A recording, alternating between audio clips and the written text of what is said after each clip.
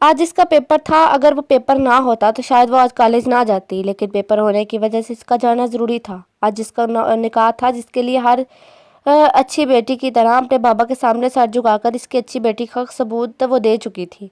वो तैयार होकर बाहर निकली थी कि ड्राइवर को चलने का कहकर, जब अचानक इसकी नज़र असजद की गाड़ी पर पड़ी। कॉलेज जल्दी जा रही हो? आओ मैं ड्रॉप कर देता हूँ, इसने मुस्कुराते हुए ऑफर की थी। नहीं, मैं चली जाऊंगी, इसकी हरगिज़ ज़रूरत नहीं, आपको देर हो रही है, आप जाएं, बस ड्राइवर अंकल को आने वाले होंगे। इसने एक नज़र ड्राइवर को देखते हुए गाड़ी स्टार्ट करते हुए कहा। आज के लिए मुझे ही अपना ड्राइवर समझो, और वैसे भी अब तो सारी ज़िंदगी के लिए ये ड्यूटी तुम्हारी निभाने वाला हूँ मैं, तो मेरा नहीं ख्याल कि तुम्हें इनकार करना चाहिए। जिन्हें मुस्कुराते हुए कहा तो वो भी मुस्कुराकर गाड़ी की तरफ आ गई ताकि असजद के साथ कॉलेज के लिए निकल सके, लेकिन तेज़ी से बाबा को बाहर निकलते देख वो रुक गई। वो भी इसे देख चुके थे, इसलिए आगे बढ़ने की बजाय इसकी तरफ आ गए। असजद, शाम को कॉलेज छोड़कर के बाद मेरे पास आना, मुझे तुमसे कुछ ज़रूरी बात करनी है, और लिस्ट में कुछ और लोगों का नाम ऐड करवाना है जिन्हें कल निकाह पर बुलाना है। उन्हें से मुखातब किए बिना जज्जा बोले, जिस पर वो हाँ में सर हिला गया, जबकि शाम जो ये सोच रही थी शायद इन्हें गुस्सा आएगा, वो नाराज़ होंगे असजद के साथ जाने पर इन्हें इतना नॉर्मल देखकर जल्दी से गाड़ी में बैठ गई। शुक्र है, मुझे तो लगा कि बाबा गुस्सा होंगे, डांटेंगे, लेकिन उन्होंने तो कुछ भी नहीं कहा। इसे खुशी से असजद को बताया तो वो भी मुस्कुरा दिया। नहीं, ऐसा क्यों, तुम्हें ऐसा क्यों लगा कि वो तुम्हें डांटेंगे या तुम पर गुस्सा होंगे? वो गाड़ी स्टार्ट करते हुए पूछने लगा। वो इस तरह से मैं कभी किसी के साथ नहीं गई ना, बाबा मना भी करते हैं कि ड्राइवर के अलावा किसी के साथ भी बाहर मत जाया करो। आपको भी कभी नाम तो नहीं लिया, लेकिन आप ड्राइवर थोड़ी हैं। फिर कल हमारा निकाह भी होने वाला है, तो बड़ी अम्मी कह रही थी कि हमारा यूँ एक साथ आना जाना लोगों की नज़रों में आएगा तो लोग बातें बनाएंगे। इसने सर झुकाते हुए इसे पूरी बात बताई तो सज्जद मुस्कुराया। अरे कुछ नहीं होता यार, निकाह का मतलब होता है पकीज़ा बंधन, और इसमें बंधने के बाद ऐसा कोई सवाल उठाया ही नहीं जा सकता। हाँ, लेकिन अगर वो निकाह से पहले के बारे में बात कर रहे हैं तो फिर एक हिसाब से वो ठीक है, लेकिन अब क्या किया जा सकता है? अब तो तुम गाड़ी में बैठ चुकी हो, मैं गाड़ी स्टार्ट कर चुका हूँ और गाड़ी घर से बाहर आ चुकी है। अब ये गाड़ी कॉलेज के दरवाजे पर ही रुकेगी। असजिद ने मुस्कुराते हुए इससे कहा था कि शाम भी मुस्कुरा दी। जी हाँ, अब कुछ नहीं हो सकता, इसलिए गाड़ी जल्दी चलाएं क्योंकि मैं लेट हो रही हूँ। इस वक्त का एहसास दिलाते हुए बोली तो असजिद हाँ में सर हिलाते हुए गाड़ी की स्पीड बढ़ा गया। अरे याद, क्यों तुम किसी और को साथ लेकर चलने पर की बात कर रहे हो? हम तीनों काफ़ी नहीं है क्या? वो उकताए हुए लहजे में बोला। जब से वो पाकिस्तान आया था और इमरान को इसकी जगह पता चली थी, इमरान का रोज़ ही आना जाना था, जिसके साथ इमरान ने अपने 2-3 दोस्तों को भी शामिल कर लिया था। इसका एक दोस्त कॉलेज में प्रोफेसर था जिसने प्लान बनाया था कि आज वो तीनों एक साथ कोई फिल्म देखने जाएंगे। इसे बिल्कुल भी इंटरेस्ट नहीं था, लेकिन वारिस के बार बार कहने पर इसे मानना पड़ा। और अब फिर इमरान भी तो वहाँ जाना चाहता था, इसलिए वो इसके साथ इस वक्त इसे लेने के लिए कॉलेज आया हुआ था। लेकिन अब यहाँ आकर इमरान क्या कह रहा था कि वो अपने चौथे दोस्त को भी साथ लेकर जाने वाला है, जो कम अज़ कम दिलावर को हरगिज़ पसंद नहीं आया था। अरे यार, वारिस का काफ़ी करीबी दोस्त है, वो चाहता है कि हम इसे भी साथ लेकर चले। तुम्हारा मूड ठीक नहीं है तो कोई बात नहीं, तुम अपना मूड ठीक करो, मैं जल्दी से वारिस को बुला कर लाता हूँ। वो कॉलेज के बाहर गाड़ी रोकते हुए से कहने लगा तो वहाँ से सर हिलाता खुद भी गाड़ी से बाहर निकल आया। कॉलेज लड़कियों और लड़कों से भरा हुआ था। हर तरह के फैशन देखकर वो नफ़ी में सर हिलाता इमरान के वापस आने का इंतज़ार कर रहा था। वारिस ने कहा था कि वो सिर्फ कॉलेज में अपनी हाजिरी लगाएगा और फिर इनके साथ चला जाएगा। इसके कॉलेज के असूल काफ़ी ज़्यादा सख्त थे, वो बिना बताए छुट्टी नहीं कर सकता था, इसलिए इन्हें यहीं से खुद को पिक करने के लिए कह दिया था।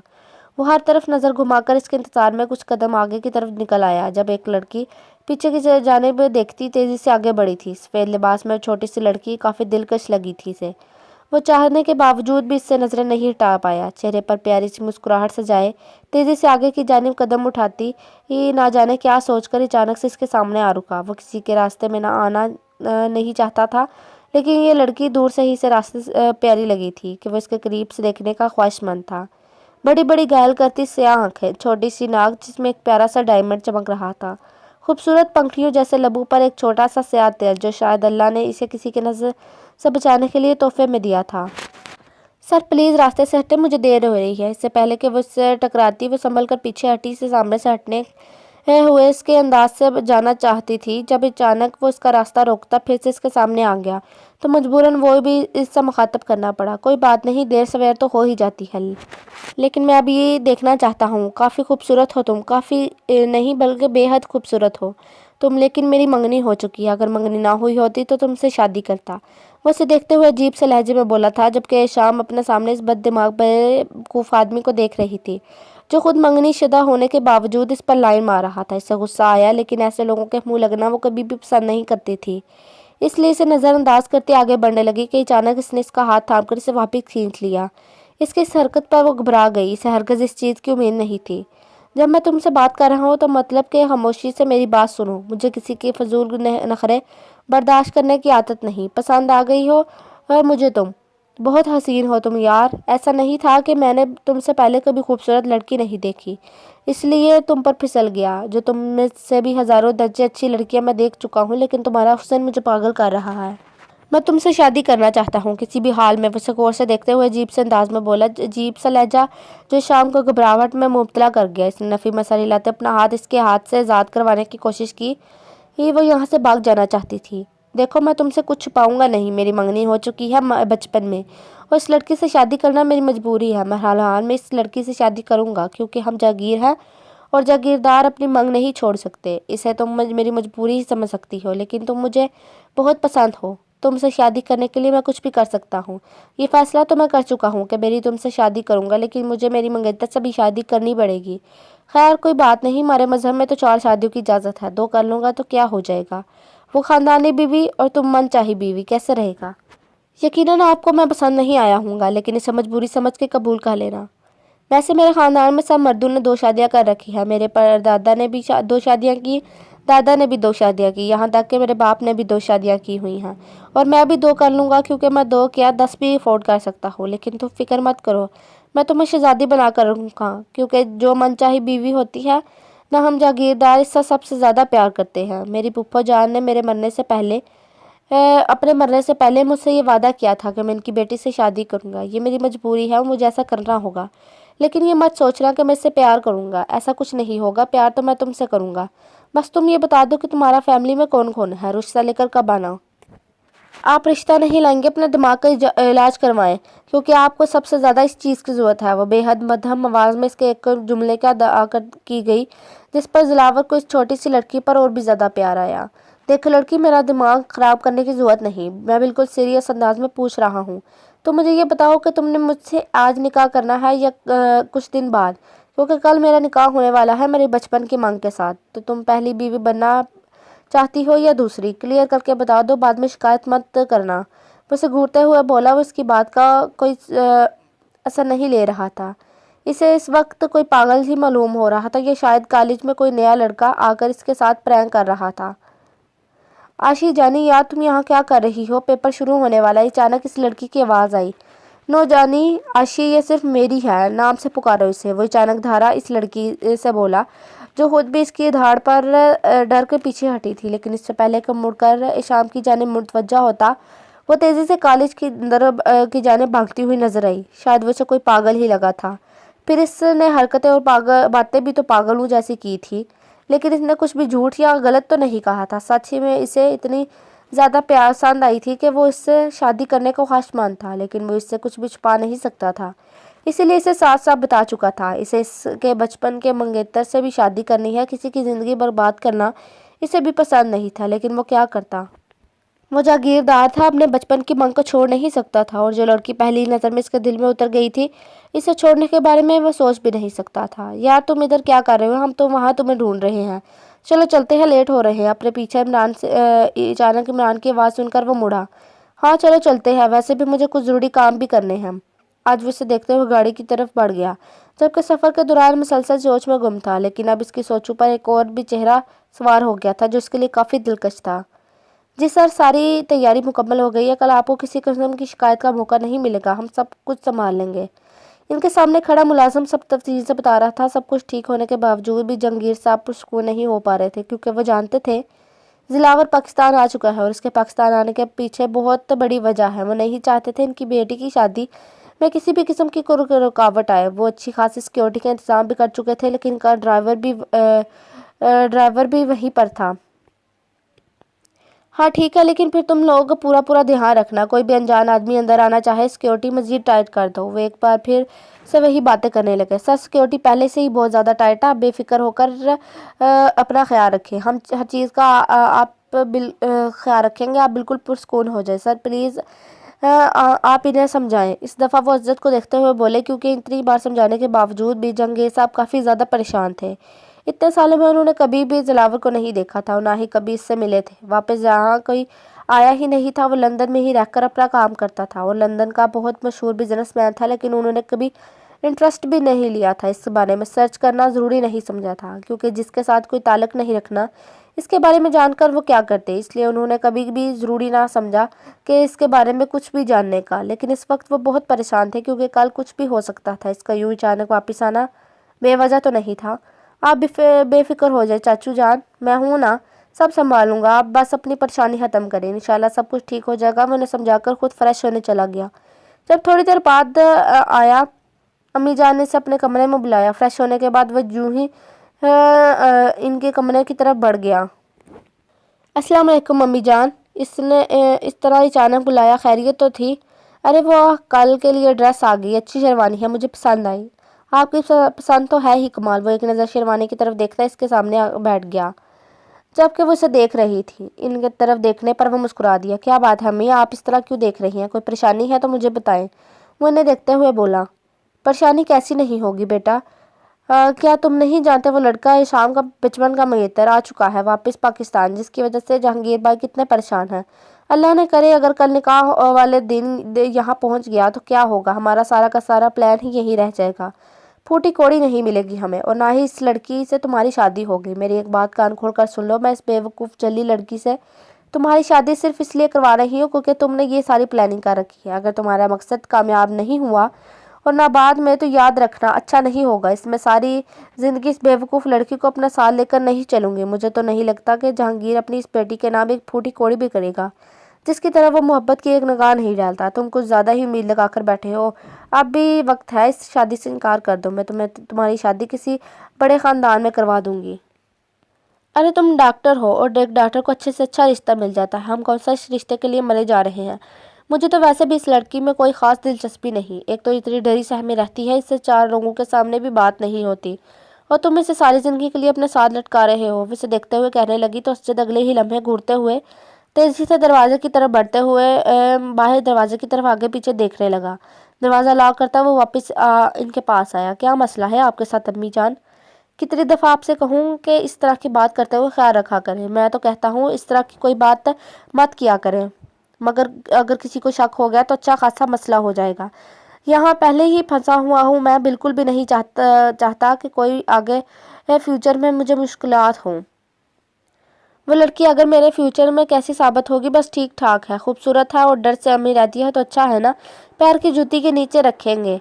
वो जहांगीर अपनी सारी जायदाद अपनी बेटी के नाम नहीं करेगा तो फिर किसके नाम करेगा? कुछ ना कुछ तो बेटी को देना ही पड़ेगा ना, और अगर बेटी को कुछ भी ना दे तो फिर मरने के बाद तो सारी जायदाद शाम के नाम हो ही जाएगी ना, और जो चीज़ शाम की है वो इसके शोहर की होगी। इसलिए आप बेफिक्र हो जाए, अगर खुद नहीं मरता तो मैं मरवा दूँगा, लेकिन जायदाद तो मैं निकलवा कर रहूँगा। मुझे बस पता है कि मुझे ये सारी जायदाद चाहिए। अगर इस बुढ़े ने शाम के शोहर के नाम कुछ भी ना किया तब भी सब कुछ मेरा ही होगा। आप बिल्कुल बेफिक्र हो जाएं। बहुत ड्रामे किए हैं, बहुत यकीन दिलाया है इससे अपना।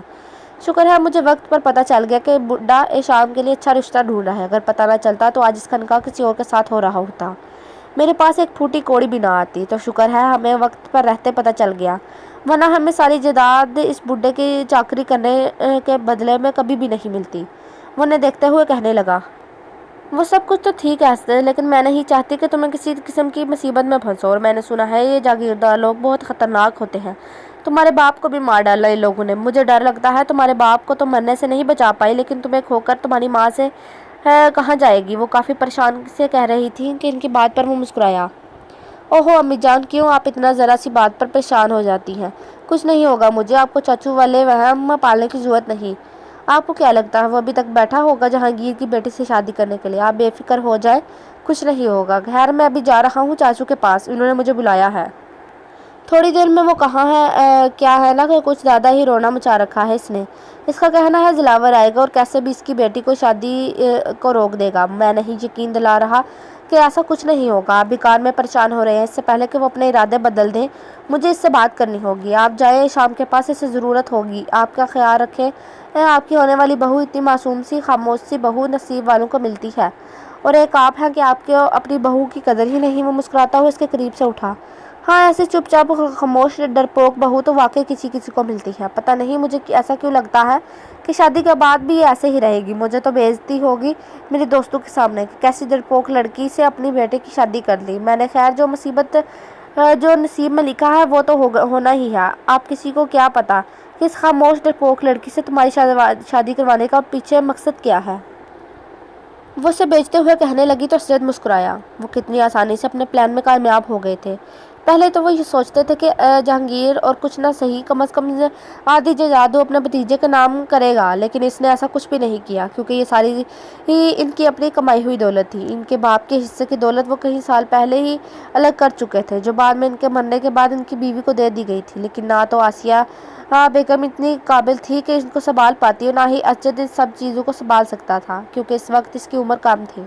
جہانگیر صاحب نے اپنے بھائی کی جائیداد پر کسی قسم کا قبضہ نہیں جمایا تھا، بلکہ انہوں نے پوری ایمانداری سے ہر چیز ان کے حوالے کر دی تھی، اور بعد میں آہستہ آہستہ بربادی کی طرف چلی گئی۔ آسیہ بیگم نے اپنے شوہر کی جائیداد میں کسی بھی قسم کے کوئی اختیارات جہانگیر کو نہیں دیے تھے، ورنہ شاید وہ یہ سب کچھ سنبھالنے کی کوشش کرتے۔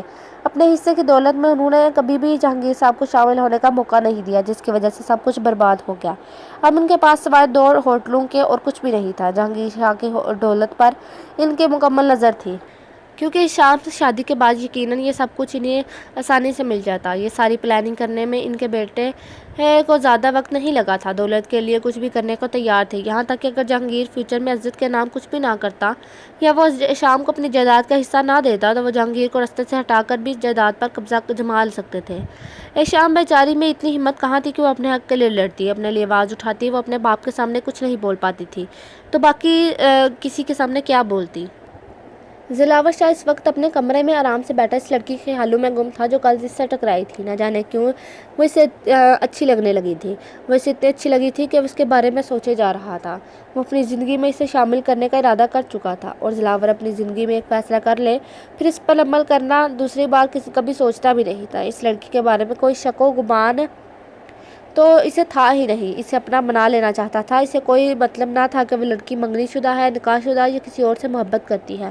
بس اتنا ہی کافی تھا کہ دلاور شاہ کو اس سے محبت ہو گئی ہے۔ اس کی آواز، اس کا انداز، ہچکچانا، گھبرانا، سہمنا، ہر چیز اسے بہت بھائی تھی۔ اب وہ اپنے خیالوں میں گم تھا، اس لڑکی کے بارے میں سوچ رہا تھا، جب اچانک اس نے دروازے پر دستک دی۔ آ جاؤ اندر، اجازت دیتے ہوئے واپس سر تکیوں پہ لگا گیا، یہ دیکھنے کی زحمت نہ کی کہ دروازے پر کون ہے۔ سر، میں نے ساری انفارمیشن نکال لی ہے۔ اس لڑکی کا کل نکاح ہے، اور کل اس کی سالگرہ والے دن ہی اس کا نکاح کر دیا جائے گا۔ پہلی منگنی کا کہہ کر سب کو انویٹیشن بھیجے گئے، لیکن اب باقاعدہ نکاح ہوگا۔ یہ ساری معلومات میں نے کل گھر کے ایک ملازم سے لی ہے، اور اس کے سامنے کھڑے سے تفصیل سے بتا رہا تھا تو دلاور نے سر ہاں میں ہلا دیا۔ اب آپ نے یہ فیصلہ کیا ہے جہانگیر شاہ، لیکن آپ کو ایسا کیوں لگتا ہے کہ ایسا کچھ بھی کرنے سے آپ اپنے مقصد میں کامیاب ہو جائیں گے؟ کیا آپ بھول گئے ہیں ہم جاگیردار اتنی آسانی سے پیچھے نہیں ہٹتے، اور نہ ہی ہم پیچھے ہٹیں گے۔ اب چاہے کچھ بھی ہو جائے، آپ کی بیٹی کا نکاح کل کی تاریخ میں میرے علاوہ کسی اور کے ساتھ ہو ہی نہیں سکتا۔ ٹھیک ہے، اب تم جا سکتے ہو، تم سے مجھے بس اتنا ہی کام تھا۔ وہ اسے جانے کا اشارہ کرتے ہوئے دوبارہ سے اپنی سوچوں میں مصروف ہو گیا۔ وہ آدمی ہاں میں سر ہلاتا کمرے سے باہر چلا گیا۔ ماشاءاللہ ماشاءاللہ، کتنی پیاری لگ رہی ہو، چاند کا ٹکڑا لگ رہا ہے، جیسے چاند زمین پر اتر آیا ہو، میری پیاری گڑیا۔ اس کا ماتھا چومتے ہوئے اسے ہزاروں دعائیں دے رہی تھی۔ لہجے میں شیریں سا تاثر تھا۔ اگر وہ اس عورت کی حقیقت جانتی تو کبھی بھی مسکرا نہ پاتی، لیکن یہ تو خدا کا شکر تھا کہ اللہ کے دل کے بات ظاہر نہیں ہونے دیتا، ورنہ کوئی بھی انسان اپنا چہرہ نہ دکھا پاتا کسی دوسرے کو۔ بڑی ماما، مجھے لگ رہا ہے میرا میک اپ بہت اوور ہے، اور یہ ڈریس بھی مجھے بہت زیادہ بھاری لگ رہا ہے۔ میں نے اپنی برتھ ڈے پر اس طرح سے تیار کبھی ہوئی ہوں تو بہت عجیب لگوں گی نہ۔ وہ اسے دیکھ کر پوچھنے لگی، جو اب اس کے سر پر دوپٹہ اوڑھنے میں مصروف تھی۔ اس کے کہنے پر وہ مسکرا کر نفی میں سر ہلاتی اس کے پاس بیٹھ گئی۔ ارے نہیں میرا بچہ، بالکل بھی نہیں، دلہنیں اس طرح ہی تیار ہوتی ہیں، دلہنوں کو یوں ہی تیار کیا جاتا ہے، تبھی تو وہ اتنی پیاری لگتی ہیں۔ माशाल्लाह से तुम्हें तो ज़रूरत ही नहीं कभी किसी भी बनाव संगार की, तुम अल्लाह की तरफ से हुस्न लेके आई हो। बस अब बिल्कुल भी परेशान नहीं होना, बहुत ही प्यारी लग रही है। उसका माथा चूमते हुए उसका दुपट्टा सेट करने लगी जब अचानक दरवाजे पर दस्तक हुई। इसे बिल्कुल उम्मीद नहीं थी कि जहांगीर साहब इसके कमरे में आएंगे, लेकिन दरवाजे पर खड़े इसे देखकर वो आहिस्ता आहिस्ता कदम उठाते इनके पास आकर रुके तो वो उठ खड़ी हुई।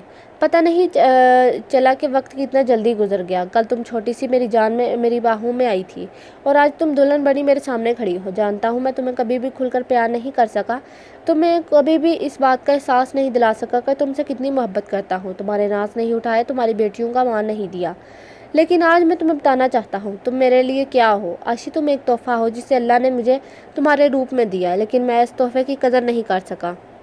मैंने तुम्हारे रूप में हमेशा तुम्हारी माँ को देखा, वो बिल्कुल तुम्हारी जैसे दिखती थी, बेहद हसीन मासूम सी। इससे बहुत मोहब्बत करता था, लेकिन फिर हमारी ज़िंदगी में एक हादसा हुआ जिसके बाद मोहब्बतें कहीं खो गई।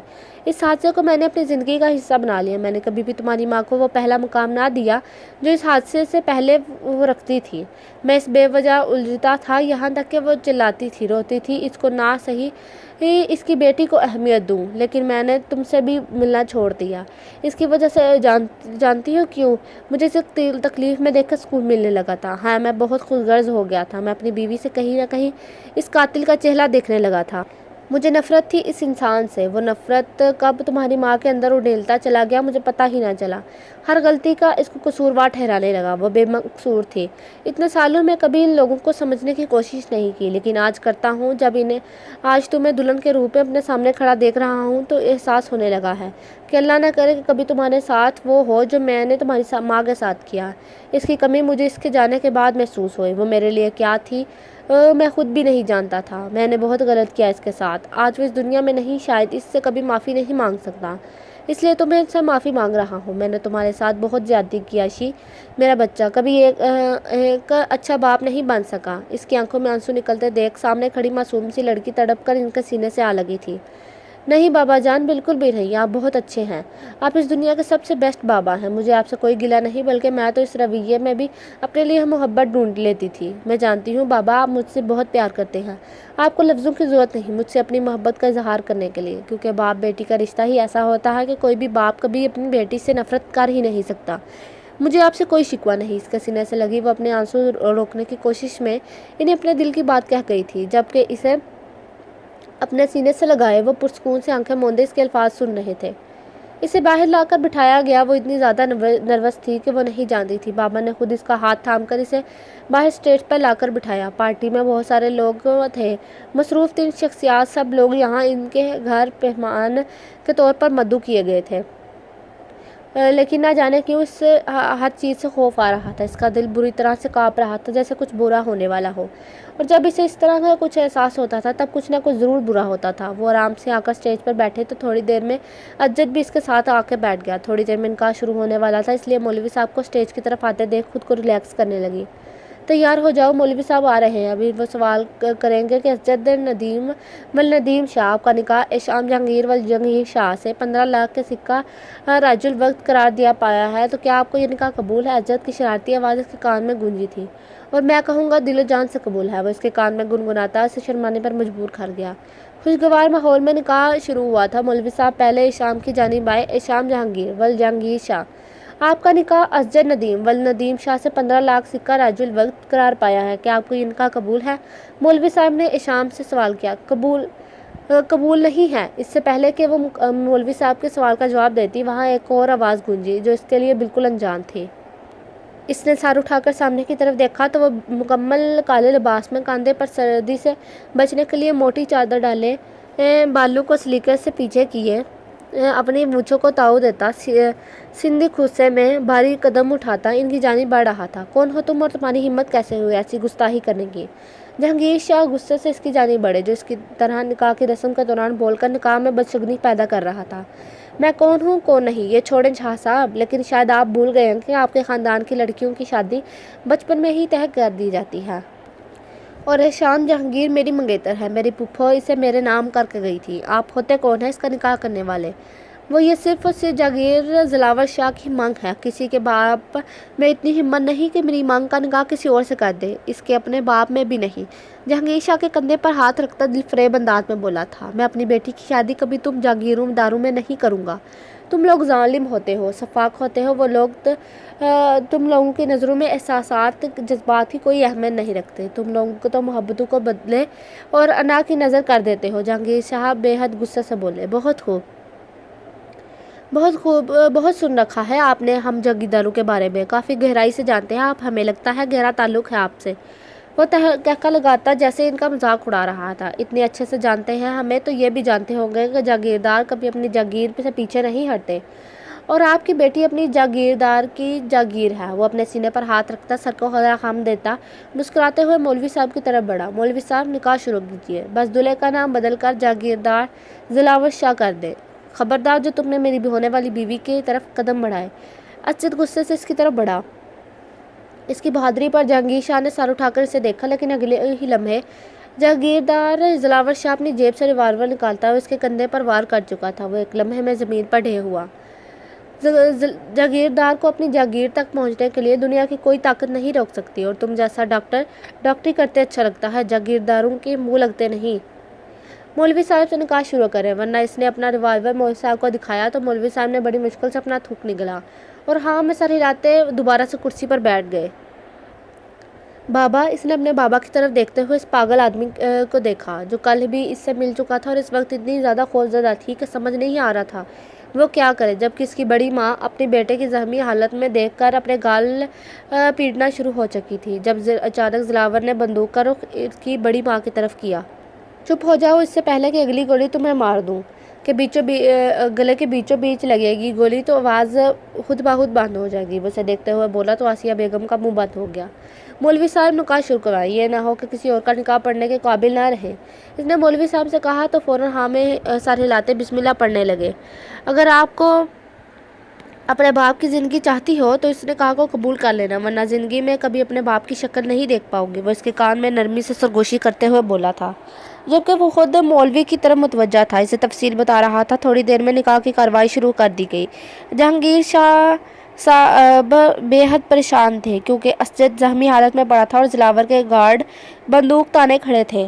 اگر وہ کسی بھی طرح کی کوئی کارروائی کرتے تو یقیناً اسد کو جان سے مارنے میں وہ زیادہ وقت نہ لگاتا۔ نکاح کی رسم ادا ہو چکی تھی۔ وہ اٹھ کر جہانگیر شاہ کے سامنے آیا۔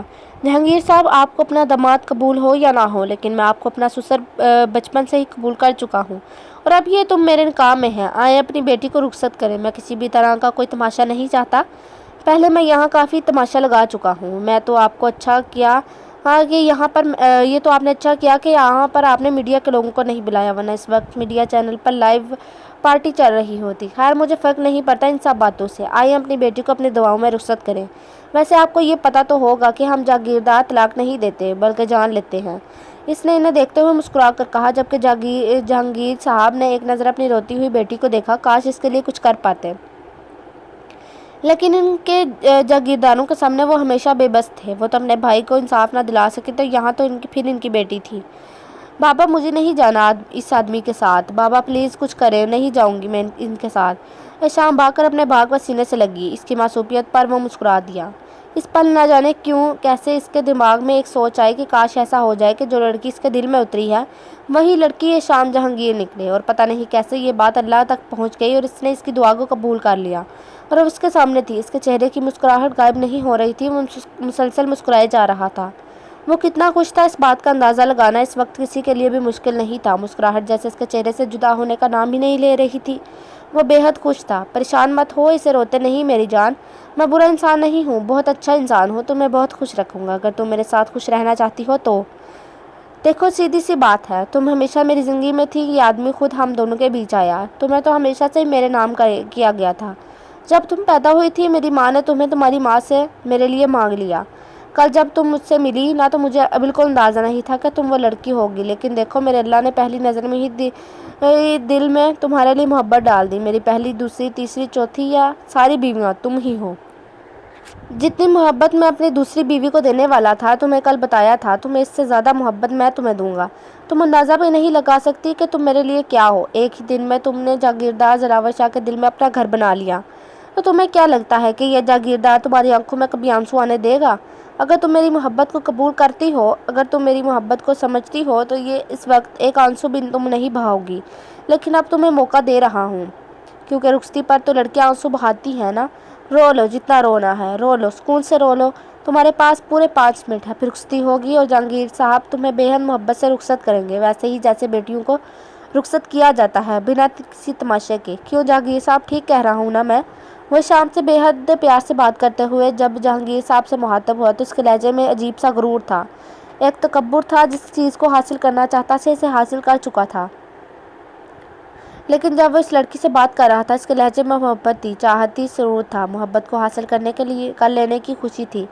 ये तुम अच्छा नहीं कर रहे, पछताओगे, तुम बहुत पछताओगे। तुम जागीरदार दिलावर शाह, वो इसे देखते हुए धाड़े थे, जिस पर दिलावर ने कहका लगाया, पछताने वाली चीज़ नहीं हूँ मैं दिलावर शाह। अब जहांगीर साहब चले, अब आप देर मत करें, क्योंकि आपके देर करने की वजह से मेरा दिमाग ख़राब हो रहा है। ये ना हो कि मैं आपको कोई नुकसान पहुंचा दूं। इसने एक बार फिर असजिद की तरफ देखा था, जो हाथ बाजू पर रखे तकलीफ की शिद्दत से नफरत से इसे देख रहा था। वह शाम को अपने सीने से लगाते हुए बेख्तियार अपने आंसू पर काबू ना पा सके थे, क्योंकि वे इतने बेबस थे। आज से इन्हें सालों से वो इस ख़ानदान के सामने बेबस थे और आज भी कुछ भी ना कर सके। अपनी बेटी के लिए इसके 1000 आंसू मिन्नतें इन्हें इस रुखसत करने से रोक ना सकी।